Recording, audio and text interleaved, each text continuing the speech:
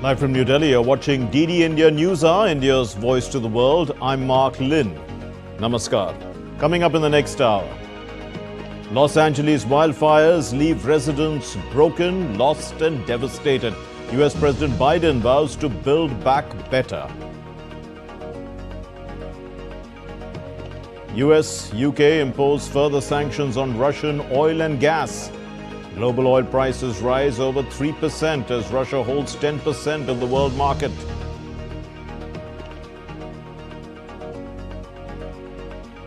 Hundreds of thousands of devotees converge on Prayagraj ahead of the MahaKumbh Mela, the first major Shahi Snan or holy dip to take place on Makar Sankranti, which is on January 14. The stage is set for the year's first tennis major, the Australian Open. Sabalenka and Sinner look to retain their titles.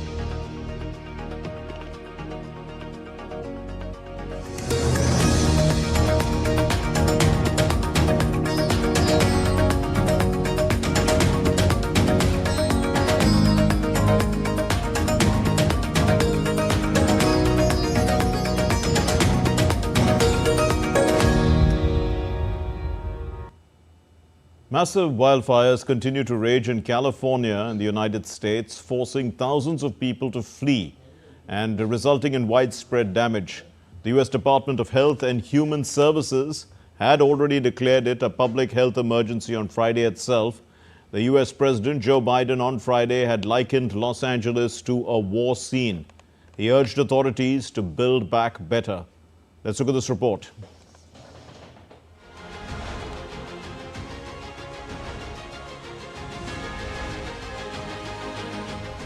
The raging fires in Los Angeles continue for the fourth consecutive day. They are hard to overwhelm, feeding off everything inflammable in their sight. We see large pillars of smoke billowing from two of the 6 simultaneous fires around LA County in California over the course of Friday. The wildfires have devastated LA County neighborhoods since January 7, killing at least 11 people and damaging or destroying over 10,000 structures. The numbers are expected to rise once it's safe enough for firefighters to conduct house-to-house searches. Recovery from these fires is going to be complex. I've seen many disasters throughout my 4 years in this role. This is certainly one of the worst that I have seen. She said one of the worst, but images seem to transport one to Dante's Inferno. Abandon all hope, ye who enter here. Several vehicles, including fire trucks, were seen driving away from the encroaching fire, while helicopters waterbombed the blaze. Spare a thought for the 200,000 odd people who are displaced. I think it's a combination of 50-50, government could have done a better job. Maybe they were to blame. Also nature, climate change. Too many fingers to point at this moment that I don't have time, more so thinking about where am I going to live? Because even if our building is standing, there's nothing nearby. The air quality is terrible. President Biden assessed the situation with his staff, including Vice President Kamala Harris. They have 10 days left in office. They came into office when COVID was raging and leave when wildfires test American resolve. Build back, we have to build back better. There are certain things we can do to prevent things from being, if the same thing occurred, from as much damage occurring. And that costs money, but it also saves money. There is climate change. There is climate change. This is part of it, and we have to deal with it. The Los Angeles Police Department has imposed a curfew in all evacuation zones of LA City. This multi-purpose curfew is in place also to prevent looting. Enforcing a curfew is an important tool that will help keep the burn areas and the evacuated properties secure, keeping looters out.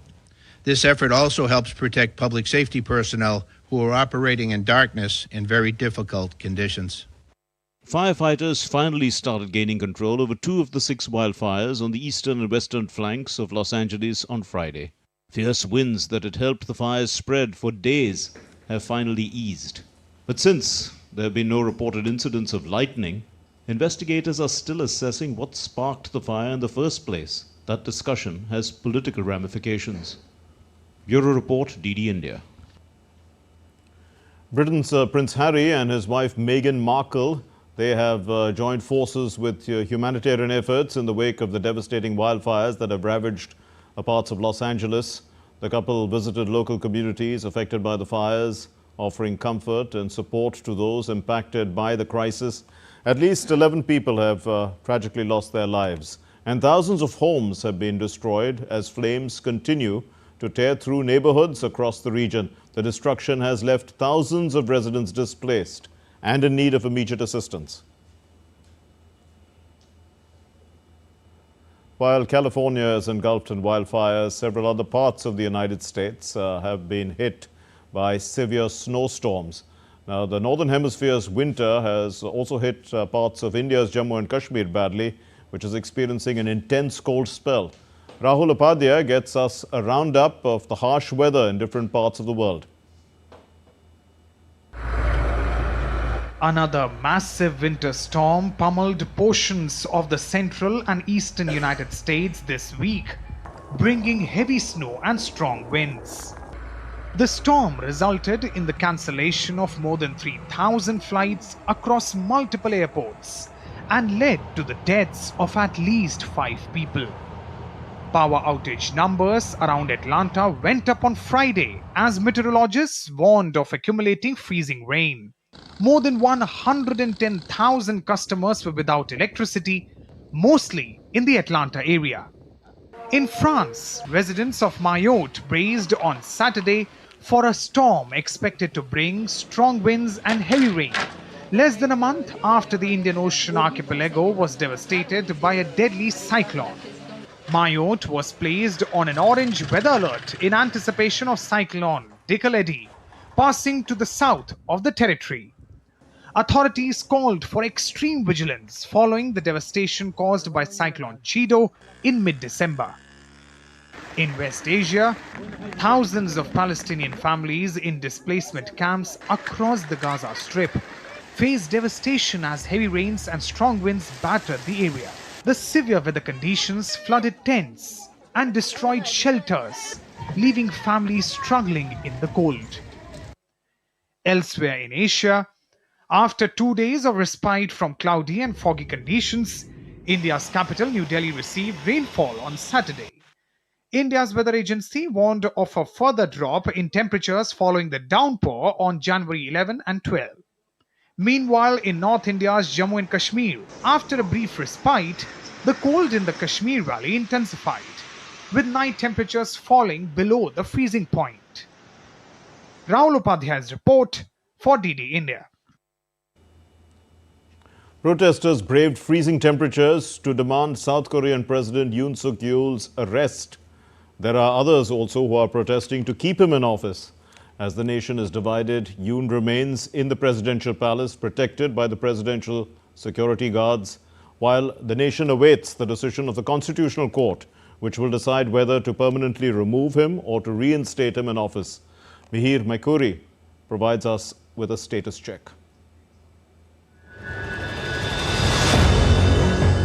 After plunging one of Asia's most vibrant democracies into political turmoil, impeached South Korean President Yoon Suk Yeol now faces renewed pressure with a fresh attempt to arrest him on charges of insurrection.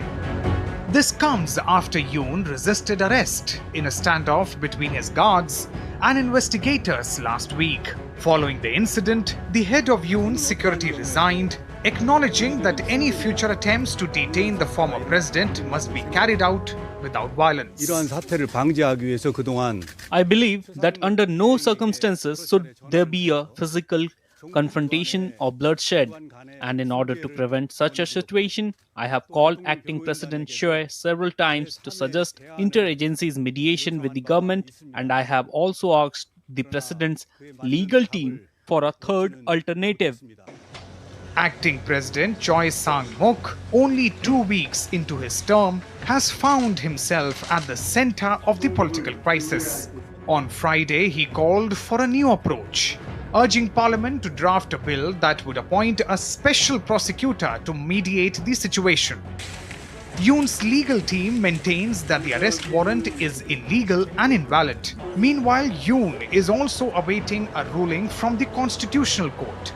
which is reviewing the legitimacy of the impeachment, a decision that will determine whether he is permanently removed from office or reinstated. Across Seoul, protests continued in freezing temperatures, with demonstrators either demanding Yoon's arrest or calling for its impeachment to be overturned. As Yoon's future hangs in the balance, recent polling reveals a shift in public sentiment. While 64% of respondents still support his removal, that figure has dropped from 75% shortly after the declaration of martial law. With South Korea's political landscape more divided than ever, the nation watches closely as both legal and political battles unfold, determining the future of its embattled leader. Mihir Makhri's report for DD India. Well, the U.S. President Joe Biden announced a new round of sanctions targeting Russia's largest oil companies and also 183 oil tankers. The two Indian companies, Sky Heart Management Services and A Vision Management Services, have also been slapped with sanctions. Rabindra Chauhan reports. The new round of sanctions announced by US and UK targeting Russia's energy sector has caused global oil prices to rise over 3%, nearing $80 per barrel. With Russia supplying about 10% of global oil, the sanctions could severely disrupt its trade with major buyers like India and China, costing Russia billions of monthly if enforced effectively. Two Indian companies, Sky Heart Management Services and A Vision Management Services, have also been slapped with sanctions. We took aim today in your question at Russia's largest resources of revenue and imposed significant sanctions on the Russian energy sector. These sanctions certainly target both Russian oil and LNG, and we expect our actions to cost Russia upwards to billions of dollars per month. US and UK announced new sanctions targeting Russia's energy sector on Friday, aiming to cut off funding for Russia-Ukraine conflict. This move came just 10 days before Biden is due to step down and puts President-elect Donald Trump in something of an awkward position given his stated desire to end the Ukraine war on day one of his presidency. The sanctions are imposed today because they will have profound effect on the growth of the Russian economy and make it more difficult for Putin to conduct his wars. It is probable that gas prices could increase as much as 3-4 cents a gallon, but it's going to have a more profound impact on Russia's ability to continue to act in the way it's acting in the conduct of war. Ukrainian President Volodymyr Zelensky praised the United States for introducing sanctions. In a post on the social media platform X, he stated these measures deliver a significant blow to the financing foundation of Russia's war machine by disrupting its entire supply chain. Oil producer Gazprom Neft has criticized the sanctions as baseless and illegitimate, calling the decision contrary to the free competition. Similarly, Rostom condemned the sanctions as unreasonable and unlawful, viewing them as an attempt at unfair competition by unfriendly states. Meanwhile, Serbian President Aleksandar Vučić announced plans to discuss the sanctions with Putin, which also impact the petroleum industry of Serbia. Majority owned by Russia's Gazprom Neft and its parent company Gazprom, NIS is the sole gas supplier to Serbia and the majority owner of both gas pipelines that transport gas from Russia to households and industries in the country. As Western sanctions target Russia's energy sector, Russia has halted gas supplies after its deal with Ukraine ended, impacting dependent states. In the Breakaway region of Transnistria, residents are conserving water and wood as they face an energy crisis. Amid ongoing Western sanctions over the Ukraine crisis and rising diplomatic tensions between the US and Russia, the world is now looking to Trump's presidency to determine if there is a possibility of relief from the sanctions. Rabindra Chauhan's report for DD India. What's still to come here on DD India NewsHour? Lebanon's Prime Minister Najib Mikati arrives in Damascus. That's his first visit since 2011. Pakistan holds two-day international conference on girls' education in Muslim communities. Afghanistan doesn't attend. And Egypt, Somalia, Eritrea, their foreign ministers talk Red Sea security.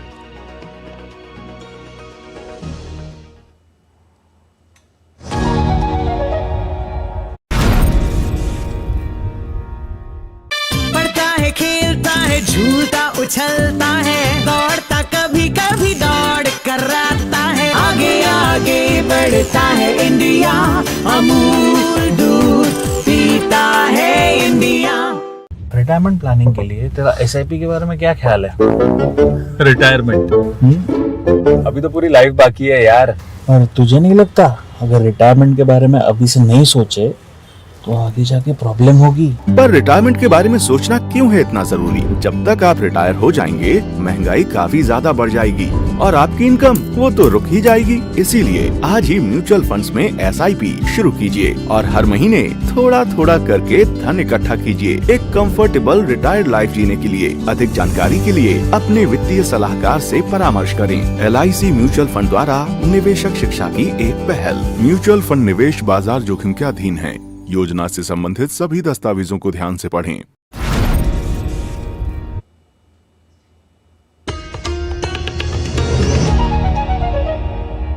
You're watching DD India NewsHour. I'm Mark Lin. Lebanon's Prime Minister Najib Mikati was in Damascus on Saturday. This is the first such visit since 2011, and that happened. 2011 was that's when the civil war began. So the earlier visit took place before the civil war. And during his visit, Prime Minister Mikati met Syria's new leader, Ahmed al-Shahara. The neighboring countries are seeking better relations. The Lebanese Prime Minister and the Syrian new leader, they pledged firm long-term ties between the two countries. We give a chance to ourselves and the Lebanese people to build a positive relationship in the coming phase based on mutual respect between both the countries and the sovereignty of Lebanon and Syria. Syria will be neutral towards all the Lebanese people and will try to solve all problems through dialogue. Syria is the natural gateway for Lebanon to the Arab world, and as long as Syria is fine, Lebanon will be fine too. It is our duty to develop these relations on the basis of mutual respect, equality and the national sovereignty of both countries, as well as to work to prevent any action that could harm this relationship or threaten the security and absolute sovereignty of the two countries over their territories.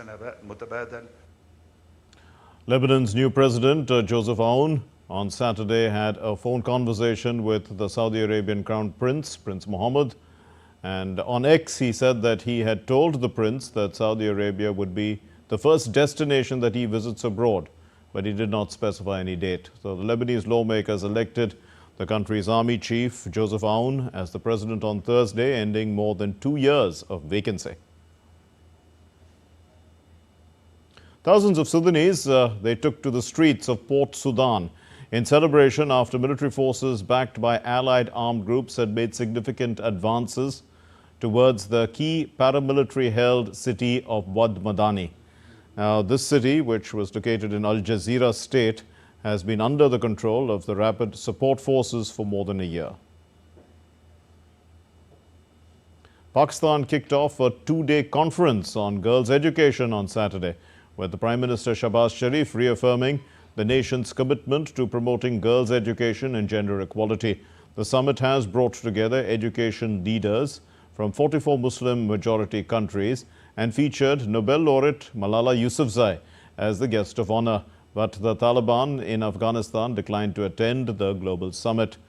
Pakistan's education minister said that an invitation was sent to the Taliban government in Afghanistan, but nobody turned up. Pakistan's Prime Minister said that denying education to girls is tantamount to denying them their voice. In Bangladesh, police filed a report on Saturday stating that political motives were driven, they have driven the majority of the attacks on minorities since August 4, 2024. The Bangladesh Hindu, Buddha, Christian Unity Council had claimed that a total of 1,769 communal attacks and attacks of vandalism took place against minorities in Bangladesh.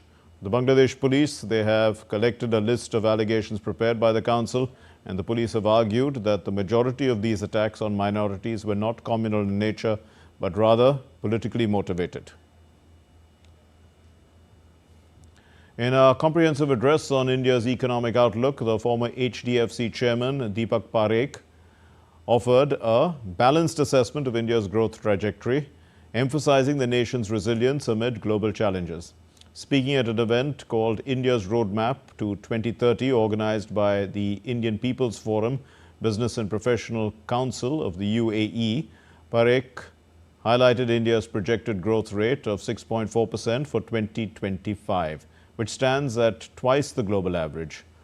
Looking ahead, Parekh also expressed confidence in India's banking sector, citing manageable non-performing assets and improved profitability among public sector banks. He also noted the growing sophistication of India's financial markets, with domestic institutional investors now outpacing foreign institutions and India accounting for 33% of global IPOs in 2024. The Consul General of India at Dubai, Satish Sivan, underscored the strengthening India-UAE relationship, pointing to bilateral trade reaching $85 billion.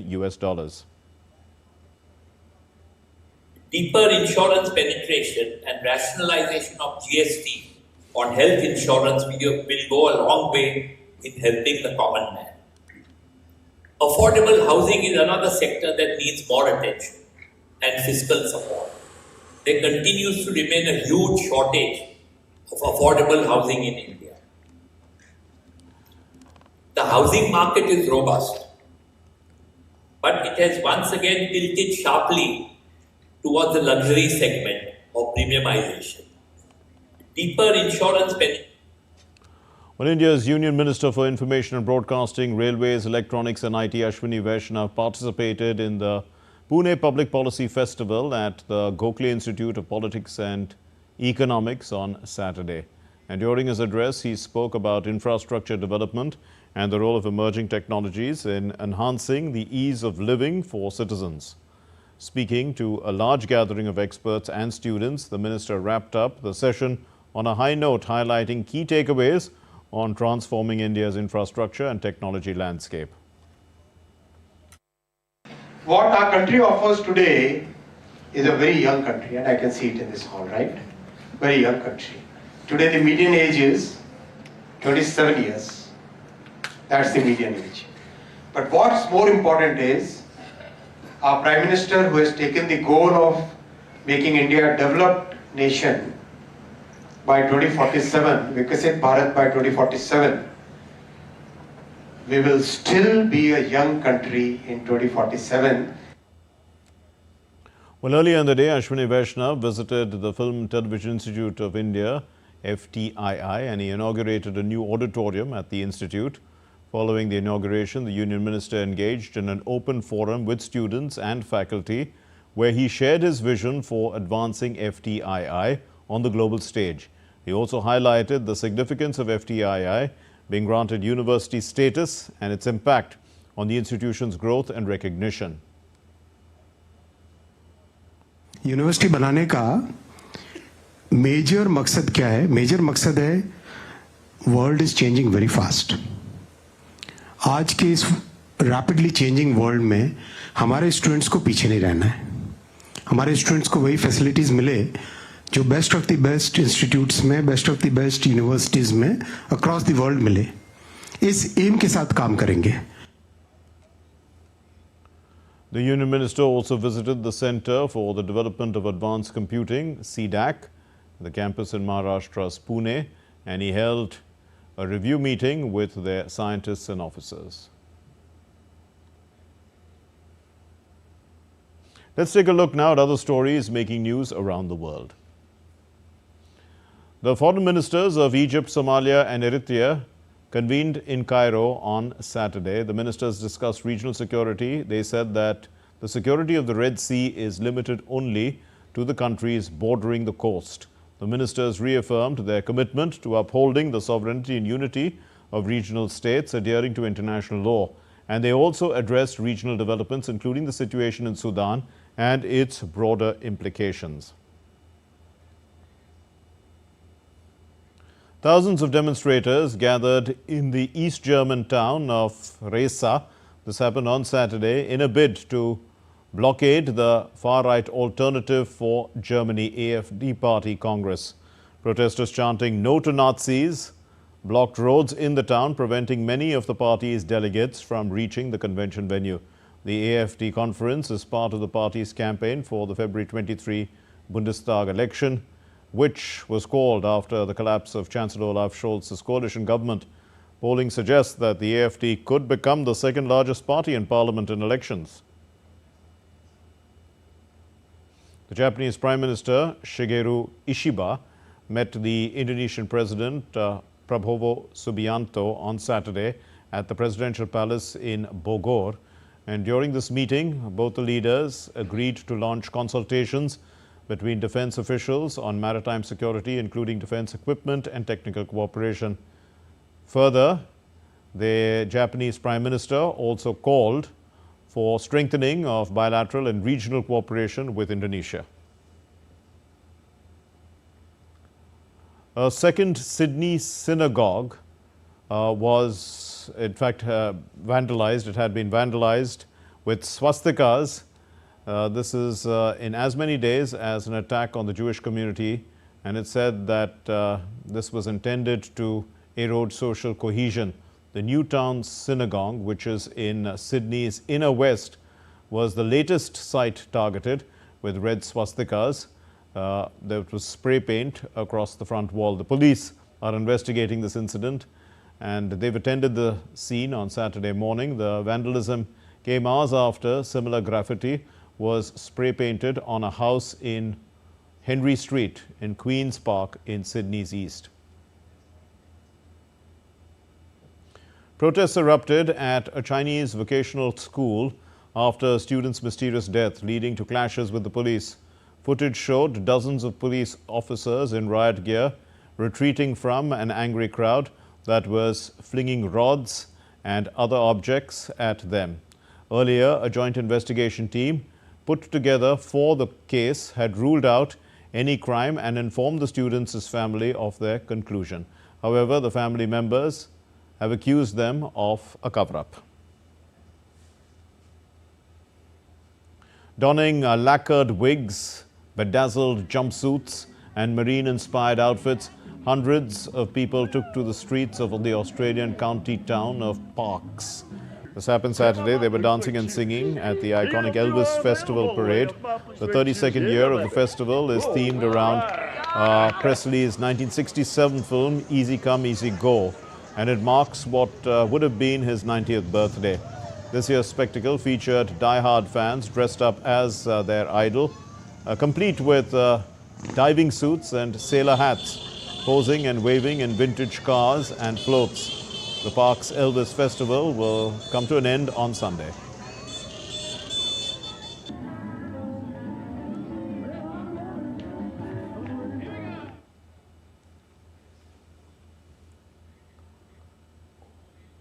What's still to come here on DD India NewsHour? We'll be getting you expert opinion on what's behind the California wildfires. Prime Minister Narendra Modi will be part of the Vixit Bharat Young Leaders Dialogue 2025 on Sunday in New Delhi.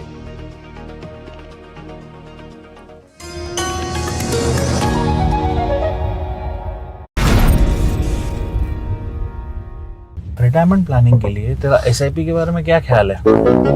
Retirement अभी तो पूरी life बाकी है यार। और तुझे नहीं लगता अगर रिटायरमेंट के बारे में अभी से नहीं सोचे तो आगे जाके प्रॉब्लम होगी। पर रिटायरमेंट के बारे में सोचना क्यों है इतना जरूरी? जब तक आप रिटायर हो जाएंगे महंगाई काफी ज्यादा बढ़ जाएगी और आपकी इनकम वो तो रुक ही जाएगी। इसीलिए आज ही म्यूचुअल फंड्स में SIP शुरू कीजिए और हर महीने थोड़ा थोड़ा करके धन इकट्ठा कीजिए एक कंफर्टेबल रिटायर्ड लाइफ जीने के लिए। अधिक जानकारी के लिए अपने वित्तीय सलाहकार से परामर्श करें। LIC म्यूचुअल फंड द्वारा निवेशक शिक्षा की एक पहल। म्यूचुअल फंड निवेश बाजार जोखिम के अधीन है। योजना से संबंधित सभी दस्तावेजों को ध्यान से पढ़ें। पढ़ता है, खेलता है, झूलता उछलता है, दौड़ता कभी कभी दौड़ कराता है, आगे आगे बढ़ता है इंडिया, अमूल दूध पीता है India.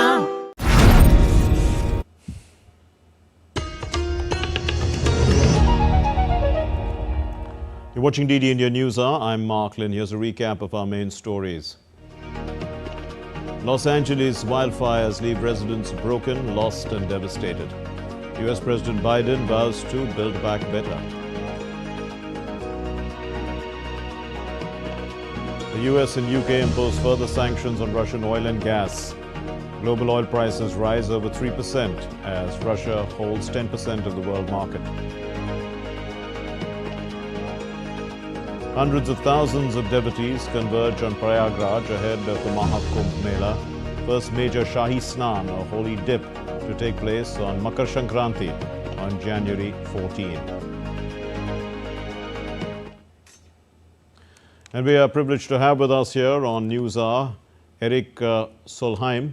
He's the former head of UN Environment. He's the president of Europe for Asia Center. Thank you very much, Mr. Solheim, for being with us. Now, what has caused this wildfire in the middle of winter? Natural causes or man-made? What would you say? It's obviously a mixture of the two. I mean, the immediate causes of the fires are actions by people on the ground in California, but the background music is climate change. It seems that because last year and the year before was very wet in Southern California, then the grass was growing very fast. And then this year has been the extreme opposite, very, very dry. So high grass was then very, very dry. And then the wildfires can spread very fast. I mean, Southern California is shrubland and grassland. And that's the ideal conditions for wildfires to spread when it's dry. And that drought is caused by climate change. So you have advocated battling, big pollution with big data. How effective has this been? We tend to focus on all the negatives, which we need to do, because of course this is a horrible tragedy for the people of California. A number of people are dead. 10,000 buildings are destroyed, some of the rich and famous in Hollywood, but many of them absolutely ordinary people who will suffer a lot from this, many of them also very poor. So rich and poor has been attacked by these fires, so it's a tragedy. But on the positive note, the world is taking action to curb climate change. India is a central leader in that. Prime Minister Modi has launched a huge number of missions in India. China is the global leader, and we see a huge shift from oil and gas and coal into renewables. Last year, the world invested double as much in renewables as in oil and gas. So we are taking action, and we need to focus also on the positive and good news, not just on these horrible tragedies which we see from California. Well, that's the bigger picture. But, currently, if we just look at Los Angeles, what's the best way, with all your vast experience, to bring this kind of fire under control? Because the United States have enormous resources, so aeroplanes, helicopters, everything needed to act on this. However, the sheer size of the fires and the violent winds make it very, very difficult to stop it. I'm sure they will be able to stop it over the next few days, but then there will be a huge reckoning from this. Did the local authorities act properly? What was the role in climate change causing this? And of course, the insurance companies and others need to help all the people who have been suffering from this, and I hope that they will get the proper help to rebuild their houses and their lives. So there were complaints also that the water hydrants had no water in them. Now we know that the air contains ash and particulate matter. About 180,000 people have been evacuated. So in a rebuilding exercise, how long is it going to take for these people? Some of them are really devastated at the loss of their homes. Because as always in the United States, there's a quarrel between the Republicans and the Democrats as to who are responsible. And California is a Democratic-run state, so you will see Republicans criticizing the local government. But I have no way of being a judge on that, and I don't think foreigners should judge on that. What's for sure is that the size of these fires have been so enormous. There's never been fires of this size in California before. So whether Republican or Democrat, Indian or Chinese or American, we need to stand up to fight climate change. Otherwise, you will see similar events, droughts, flooding, cyclones happening all over the planet in the years to come. But again, the good news is we are able to fight it. We know how to fight it. But we just need to get out of our sleep and be more active. Mr. Solheim, the Trump administration, they are seen to be, climate skeptics. And we are also seeing increased demand, also weaponization of oil. So you're quoted as saying, if all come together, work together, there's going to be no limit to what we can achieve for planet Earth. So what are your expectations then going forward? Look, because it's an enormous paradox that exactly at the same time when you see such horrible effects of climate change on the lives of so many Americans, they have elected a president who don't believe climate change is real.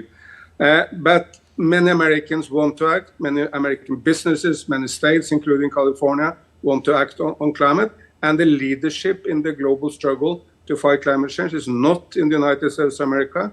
That's in China, in India, in Indonesia, and many other Asian nations. And simply, we are in a new world. We are in the Asian century. Yes, in the last 200 years, maybe Asia has not been leading the world, but now Asia is leading the world. China is far ahead of anyone else, but India is the #2 nation leading the world in the green direction under leadership of Prime Minister Modi. So we have come to a stage where technology has advanced to such an extent. We have AI, we have, there's so much data available on climate. What's the best way to actually utilize all this to try and work towards a coalition, to try and bring, the best hands forward to try to bring to stop these kind of things? Because we're going to see, we already know that 2024 was the hottest year on record, where we've already crossed 1.5 degrees Celsius, isn't it, from the pre-industrial levels? No, I mean, every measurement shows that the last year was the hottest year for hundreds of years in human history. And of course, northern India had enormously high temperature, like in April, May last year. So we are suffering from climate change. But on the positive side, the new technologies gives us a lot of new tools. I think the mixture of the green technologies, meaning electric cars, solar panels, windmills, all the green technologies we do have, with artificial intelligence, that will give us new tools to be a lot more efficient. For example, artificial intelligence will make our energy systems a lot more efficient. We can switch between solar and wind and hydropower and batteries in a much more efficient way, saving energy, and then growing the economies, like the Indian economy is growing by 7% every year, growing the economies while going green at the same time. But we need to, of course, jointly use all these new technologies. And here the United States has a huge role to play, because many of the companies who can help this transformation, like, say, Google or Amazon or Microsoft, they are American. We'll leave it there. Thank you very much, Mr. Eric Solheim. Thank you for joining us and enlightening us on the situation that's come out of the fires in Los Angeles. Thank you for your time. Now, on the occasion of National Youth Day, which marks the birth anniversary of Swami Vivekananda, India's Prime Minister Narendra Modi is going to participate in the Vixit Bharat Young Leaders Dialogue 2025 on Sunday in New Delhi. He will engage with 3,000 dynamic young leaders from across India.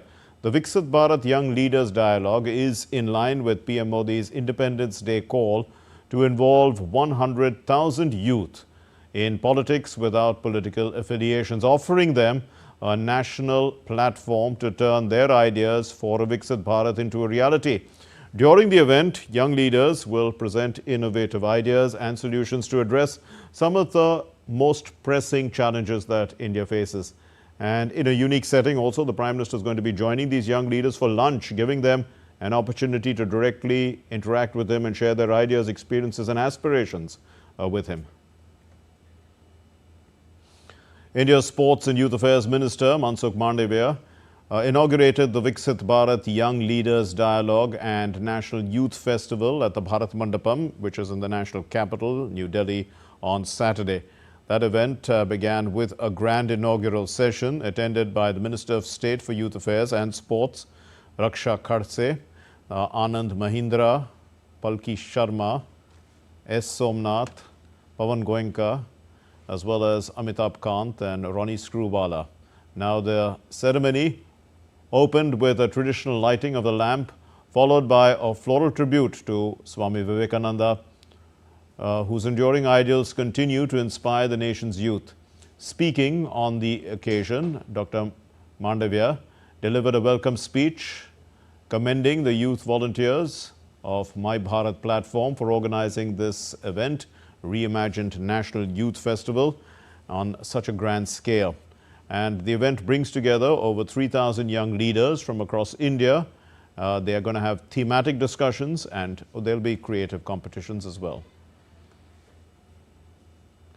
India's Union Home Minister Amit Shah chaired a regional conference on drug trafficking and national security in New Delhi on Saturday. The conference aimed to address the growing concern of drug trafficking and its impact on national security. Addressing the conference, the Home Minister Amit Shah hailed the record-breaking seizure of drugs worth 16,914 crore rupees in 2024. हमारा drug के खिलाफ जो अभियान है वो बहुत पुख्ता हुआ है। मुझे आप सभी को बताते हुए आनंद है कि वर्ष 2024 में जब्त ड्रग की मूल्यों का जो रिकॉर्ड है वो सभी रिकॉर्ड तोड़कर हम 16,914 करोड़ के ड्रग को जब्त करने में देश भर की पुलिस और एनसीबी को सफलता हासिल हुई।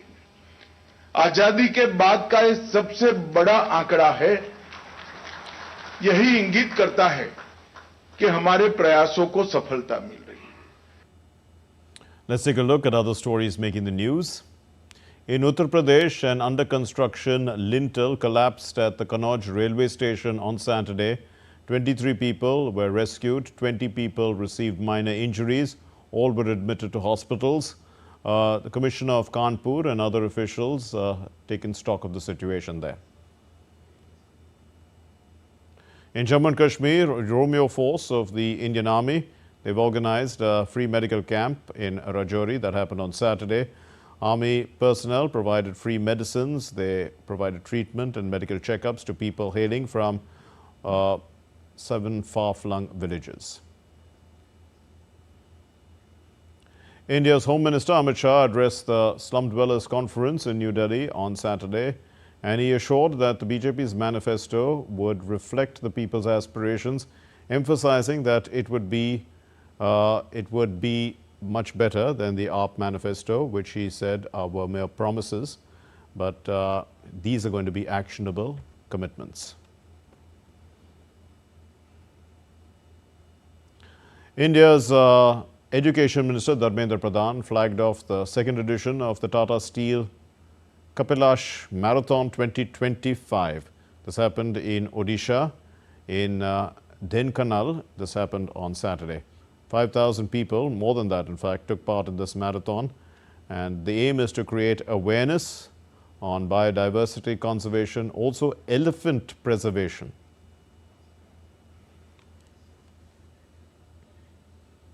Still to come here on DD Indian NewsHour, India's squad for the T20I series against England is announced. Cricket legend Rahul Dhruv, India's Great Wall, turns 52 today.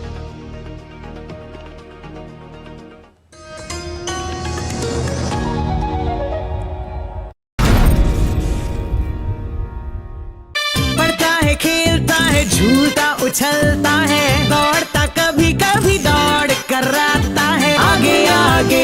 बढ़ता है इंडिया, अमूल दूध पीता है इंडिया। रिटायरमेंट प्लानिंग के लिए तेरा SIP के बारे में क्या ख्याल है? रिटायरमेंट अभी तो पूरी लाइफ बाकी है यार। और तुझे नहीं लगता अगर रिटायरमेंट के बारे में अभी से नहीं सोचे तो आगे जाके प्रॉब्लम होगी? पर रिटायरमेंट के बारे में सोचना क्यों है इतना जरूरी? जब तक आप रिटायर हो जाएंगे महंगाई काफी ज्यादा बढ़ जाएगी और आपकी इनकम वो तो रुक ही जाएगी। इसीलिए आज ही म्यूचुअल फंड्स में एसआईपी शुरू कीजिए और हर महीने थोड़ा थोड़ा करके धन इकट्ठा कीजिए एक कंफर्टेबल रिटायर्ड लाइफ जीने के लिए। अधिक जानकारी के लिए अपने वित्तीय सलाहकार से परामर्श करें। LIC म्यूचुअल फंड द्वारा निवेशक शिक्षा की एक पहल। म्यूचुअल फंड निवेश बाजार जोखिम के अधीन है। योजना से संबंधित सभी दस्तावेजों को ध्यान से पढ़ें।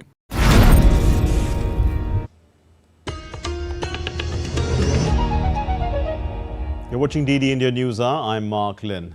And now let's get you some news from Prayagraj, where the MahaKumbh is all set to begin.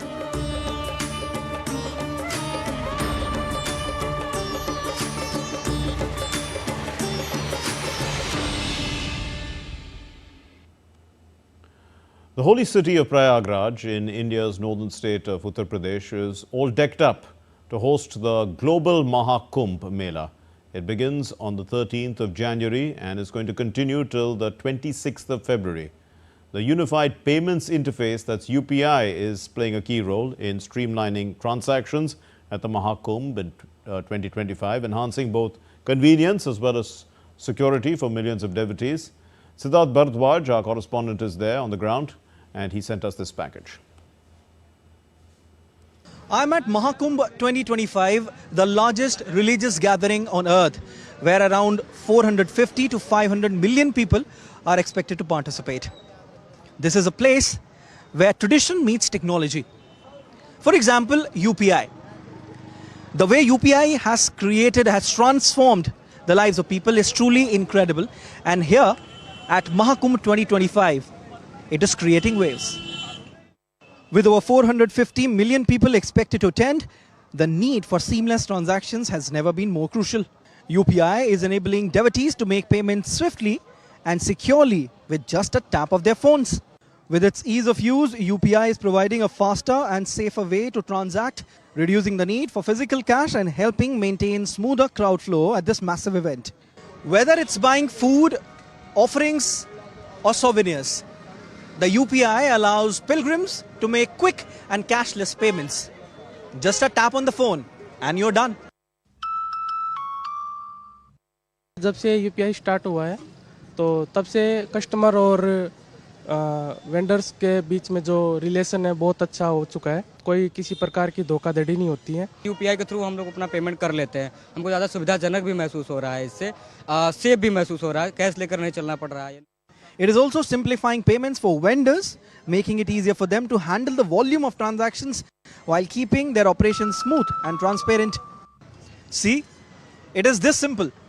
In this sea of millions, UPI ensures that technology becomes a bridge, making the MahaKumbh 2025 experience not just spiritual, but also seamlessly connected with the digital age. With camera person Rakesh Kumar, this is Siddharth Bharadwaj reporting for DD India in Prayagraj. Well, you're watching DD India NewsHour. Let's get you the sports news now. And Team India has been announced. The T20 International Series against England starts on January 22.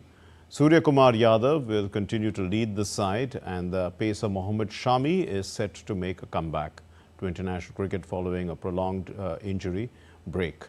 Now, the spin bowling all-rounder Akshar Patel has been named as the vice-captain.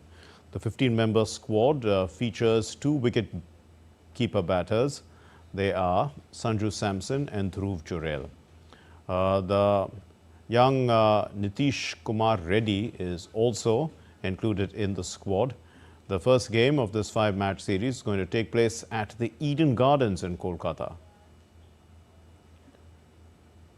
India's cricketing legend Rahul Dhruv, who is also known as the Wall, turned 52 on Saturday. He was born in Indore, and Dhruv scored over 13,000 runs in Test cricket and over 10,000 runs in ODIs. and was known for his remarkable technique and ability to anchor innings. Dravid played a significant role in some of India's greatest test victories and was the first player to face over 30,000 deliveries in test cricket. Dravid in the Ranji Trophy played for Karnataka. And Dravid also served as the coach of the India Under-19 team and India A teams. Notably, he was the head coach of the national team which won the T20 World Cup last year.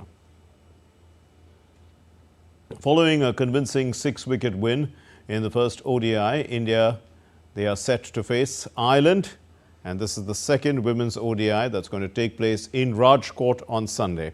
The stand-in captain, Smriti Mandhana, led with a solid 41, while Pratika Rawal and Tejal Hasabnis, they anchored the chase and they scored a century partnership.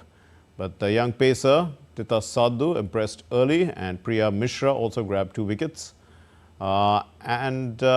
India's fielding lapses, in fact, allowed Ireland to come back into the game.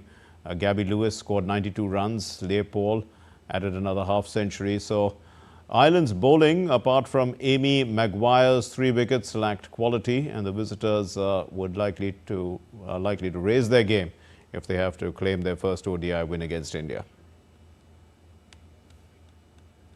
Sri Lanka dismantled New Zealand's top order on Saturday to comfortably win the third ODI in Auckland. They won by a huge 140 runs and salvaged a lone victory in the series. The Black Caps, their desire to chase down Sri Lanka's 290 for 8 was crushed when they crumbled 21 for 5 at Eden Park before being dismissed for 150. Asitha Fernando picked up 3 wickets and was adjudged the player of the match. Matt Henry was the player of the series. The Kiwis had already won the series 2-1. Defending champions Yannick Sinner and Aryna Sabalenka, they are favourites to retain their Australian Open titles. The Australian Open begins on Sunday. But there are others who are in the run-up. In the men's singles, for instance, Novak Djokovic is still around. Carlos Alcaraz, Alexander Zverev and Daniel Medvedev are potential winners. Sabalenka's bid for a hat-trick of titles starts on the opening day. But Coco Gauff, Iga Swiatek and Zheng Qinwen, they are also big threats. So the tournament is going to be a fortnight, 12th to the 26th of January, where the world's best players will be in action. The first Grand Slam of the year, the Australian Open, gets underway in Melbourne on Sunday. Defending champions Yannick Sinner begins his campaign against Nicolas Jarry, while Aryna Sabalenka will be in action in the opening day against Sloane Stephens. Italian world number 1 Sinner is a hot favourite after breakthrough in 2024. It's a very special place to be back. Many things have changed on and off the court, and I'm very glad that this memory is always or will always be in my mind for so many years. So let's see what I can do this year. But there are others who could be potential winners of the title. Novak Djokovic bids for his 11th Australian Open title and record 25th Grand Slam crown. Carlos Alcaraz owns 4 Grand Slam titles, but he's yet to go beyond the quarterfinals in Melbourne. Alexander Zverev has been pursuing a Grand Slam breakthrough for nearly a decade. He has finished runner-up at the French Open and the US Open. Daniel Medvedev failed to win a title last year, but has reached 3 of the last 4 Australian Open finals. In the women's singles, Sabalenka is primed to secure an Australian Open hat-trick, having won the past 2 years. I have a lot of great memories, and to be back here and to walk with this beautiful trophy as a 2-time Australian Open champion, it's definitely something special, and I'm really looking forward. Coco Gauff and Iga Swiatek are her biggest threats. Swiatek won her 4th French Open last year and led Poland to United Cup final in Sydney last week. Gauff has enjoyed a stunning few months after winning the US Open in 2023. Chen Quan could be primed for Grand Slam breakthrough after a stellar performance in 2024. It is a 15-day tournament which runs from 12th to 26th January, where best players showcase their skill. Sports Desk, DD India. And the much-awaited International Kite Festival 2025 kicked off in India's western state of Gujarat on Saturday. The festival runs from January 11 to January 14. It attracts kite enthusiasts from all over the world. Now, 140 kite flyers from 47 countries are participating. 52 of them are from India and from 11 states in India. Let's look at this report from Meghan. Kiteists from across the world have reached Gujarat for the annual International Kite Festival. The festival was inaugurated today by Chief Minister of Gujarat, Bhupendra Patel. This time, the festival has brought together 143 kite enthusiasts from 47 countries to Ahmedabad and nearby cities. Many of them are frequent visitors at the festival. Kite festivals I've been to in the world. I've gone to the ones, I was in Cape Town, South Africa a few weeks ago. I'll be in Colombia next month. I look forward to India. I'm really enjoyed to flying kites here in Ahmedabad. And this year I brought my kite. It's Delta kite, which is with traditional Russian decoration. It's my first time here. It's incredible. Like, people are so nice here, and everything's so colorful, and I'm really enjoying it. The festival is regarded as one of the most popular kite festivals in the world. Prime Minister Narendra Modi, during his tenure as Chief Minister of Gujarat, had popularized this festival on a global scale. The 4-day-long festival brings kites of all shapes and sizes and from different cultures and traditions. I brought about 40 kites, and I hope I get to fly them all. This is bigger than anything I've been to. This is absolutely amazing. My experience is very, very good. I'm very, very happy to participation to year in this festival. Many kiteists from different Indian states and different cities in Gujarat have joined for the festival. The festival comes ahead of the Indian festival of Uttarayan, also known as Makar Sankranti. Uttarayan is celebrated across the state. During the festival, everyone takes to the rooftops and roadways to fly kites and compete with their neighbors. The main competition is to battle nearby kite flyers to cut their strings and bring down their kites. We have been participating in this kite festival right since the first festival in 1989, and we have seen how it has evolved, how it has grown. In the first festival, there were maybe 4 or 5 international flyers and 20 Indian flyers. But now we have more than 120 international flyers. And if you go to see even Indian flyers, not all of them are here, but more than 500. For so many years we've been participating in this event, and you can see a lot of people from different part of the country and as well as from the different countries. The Kite Festival will also be celebrated at major centers of kite flying in Vadodara, Statue of Unity, Rajkot and Shivrajpur Beach in Dwarka. It's one sky, one world that brings all these kiteists together at this International Kite Festival. Definitely, it's a sight to behold with so many people coming on the same platform from across the globe. With my colleague Krishna Shah, this is Meghan for DD India from Ahmedabad, Gujarat. And on that colourful note, that's all we have in this edition of NewsHour. Let's know your thoughts on the news of the day. You can also get the latest news and updates from India and across the world on the DD India mobile app, which is available on Android and iOS. Just scan the QR code and download it. We'll be back with more news as it breaks here on DD India. My name is Mark Lin from all of us here in Delhi. Thank you very much for watching DD India NewsHour. Namaskar.